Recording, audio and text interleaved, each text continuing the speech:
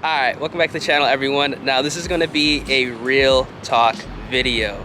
Now as I'm recording this video, it is July 8th. Now this is actually a very important date because 7 months ago I started the engine build for the 2-valve Mustang GT. Now over the course of 7 months I've been waiting for my short block to be assembled, and I've spent quite a lot of money on the engine build itself. I'm not going to go ahead and count the wheels, the tires, maintenance, because realistically that's not really important for this video. Now over these couple of months I've spent nearly $10,000 on modifications that I currently do not have installed on this Mustang. Was it worth it? I'm gonna go ahead and explain in this video right now, give my honest opinions, because at the end of the day, $10,000, whether you want to agree with it or not, is a lot of money to drop on any car, and especially on parts that you currently do not have installed and don't know potentially how they could perform. Now, as far as the engine build goes, I am going to be pretty much throwing in a 4.6 liter 2-valve, still a 2-valve. That's very important for this video because I did not go ahead and swap the engine with a 4-valve or a 5.0. I went ahead and stuck with a 2-valve. Now we're going to be throwing in a 4.6 liter 2-valve aluminum block that is going to be sleeved with Darton sleeves. It's going to have rods, pistons, around 9.5 compression, and with a set of cams. Now all of that costed right around $8,000. Now I am not going ahead and including the price of the heads. Well, technically I am including the price of the heads, but I actually have not went ahead and pulled the trigger on that yet because my goals with this car, after going ahead and running it at around 450 wheel horsepower, have changed.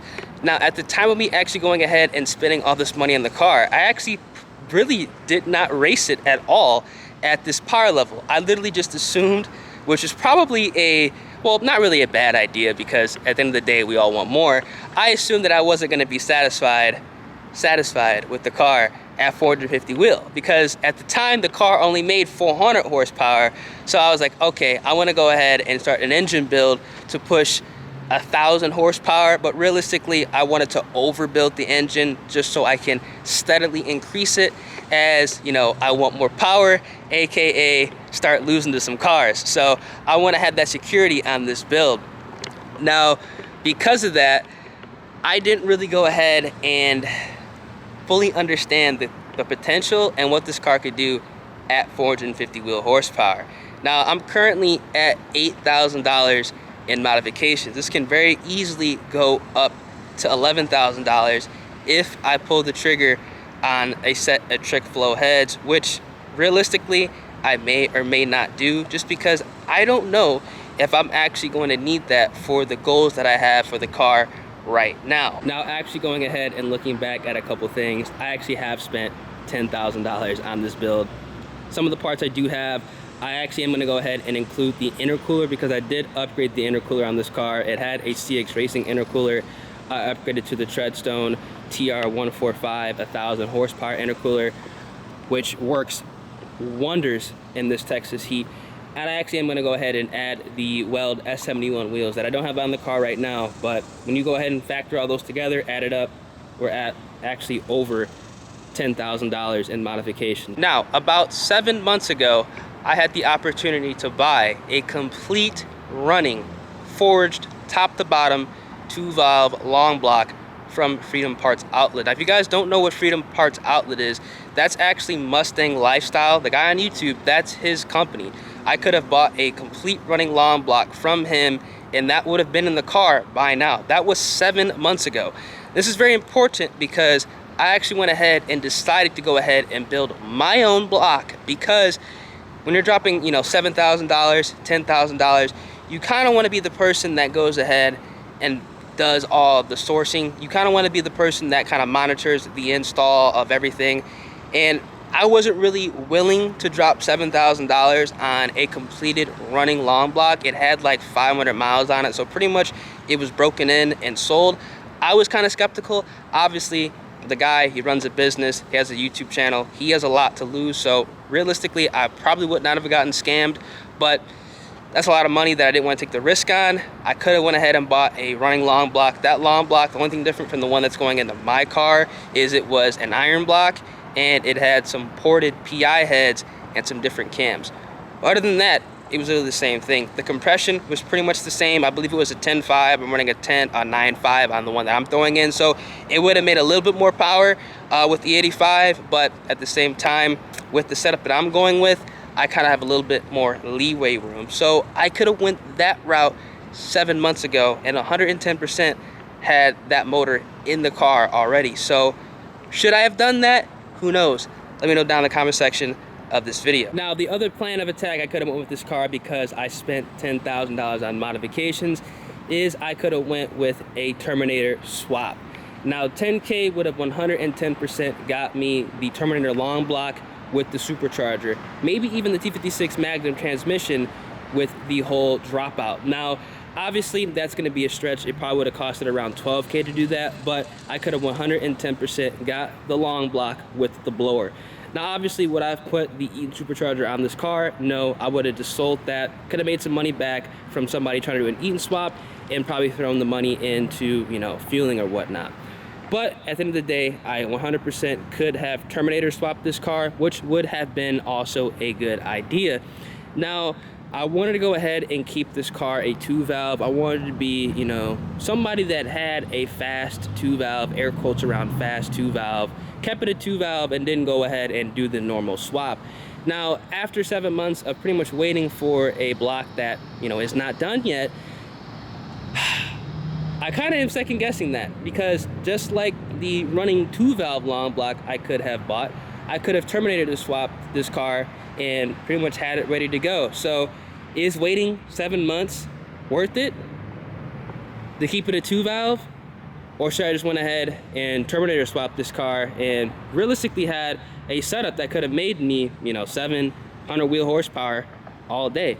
Let me know down in the comment section what y'all think. Now, to discuss the final plan of attack for this car, it was only right to go ahead and jump in and do a POV drive just so you guys can hear the 4.6 with the blower, because obviously we could have went ahead and Coyote swapped this car. Now, 10K, it would not have been enough to go ahead and do a Coyote swap, let's just say with just that amount of money, but because it has been 7 months, that's a lot of time. That's more than half a year to save up some money to go ahead and finish the Coyote swap. It 110% could have been done. Matter of fact, I could have went ahead and swapped in a Gen 3 complete running crate motor with a T56 Magnum transmission by this time into this car. Now, would it have been boosted? Maybe, maybe not. Most likely would have been, you know, a nice little NA build. But at the end of the day, I would have had a motor that would have 100% been able to support the horsepower that I wanted to go ahead and push out this car. Now, obviously, a lot of people are for the swap. A lot of people are against the swap. At this point in time, honestly, I'm kind of in the middle for it. I don't really care what people do with their cars as far as swapping them, because you have to factor in time as well as money. Now, for some people, the money issue is going to be the huge deciding factor on if they go ahead and Coyote swap the car. And for some people, the time issue is going to be another deciding factor on the plan they go ahead and do. Now, I'm kind of in the middle ground here. Now, obviously, everybody wants to go ahead and do the most affordable option, but also you kind of want to do the most time efficient option. And me being in the position right now where I've spent literally $10,000 on performance parts that I don't currently have installed in on the car right now, that kind of raises the question, should I have went ahead and either bought the running long block, the 2-valve long block, went ahead and did a Cobra swap, or went ahead and Coyote swapped the car?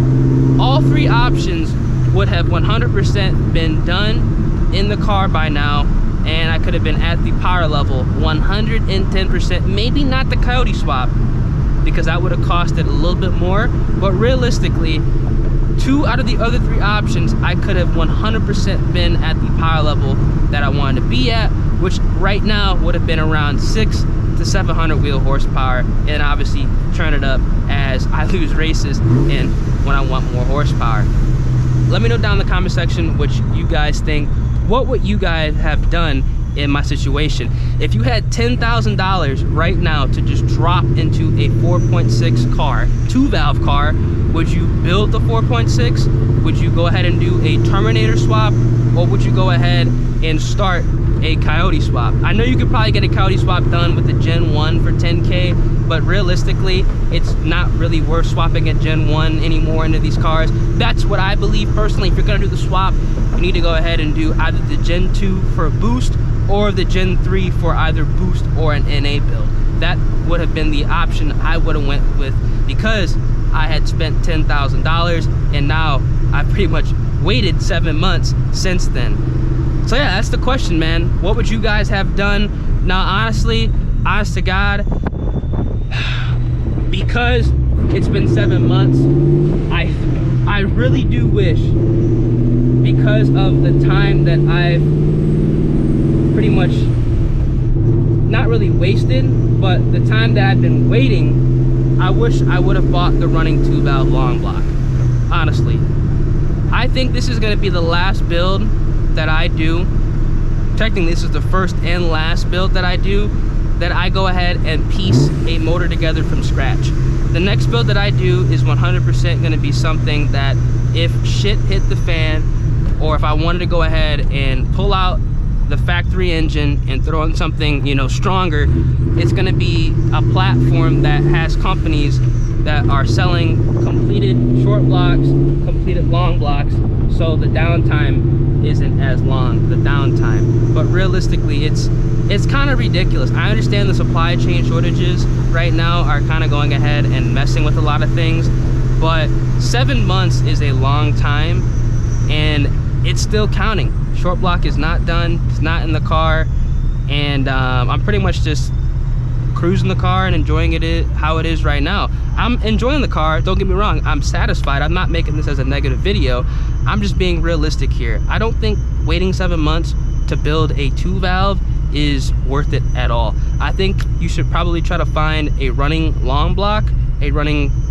short block, a completed short block, or go ahead and do the 4-valve or Coyote swap if it's in your budget. Because at the end of the day, time is money. A lot of people value time a lot more than money, and when you know you could have had a setup completed in half the time, it kind of makes you think and wonder, was spending $10,000 on a 2-valve worth it at the end of the day, when I could have went ahead and bought a running long block or just a running 4-valve and pretty much had similar or better results. So let me know what you guys think down in the comment section, man. I'm really curious, because I know a lot of you guys in the comment section have higher horsepower 2-valves than I do. I know a lot of you guys in the comment section have Cobras, Mach 1s, 98 Cobras, 5.0s. What would you guys do?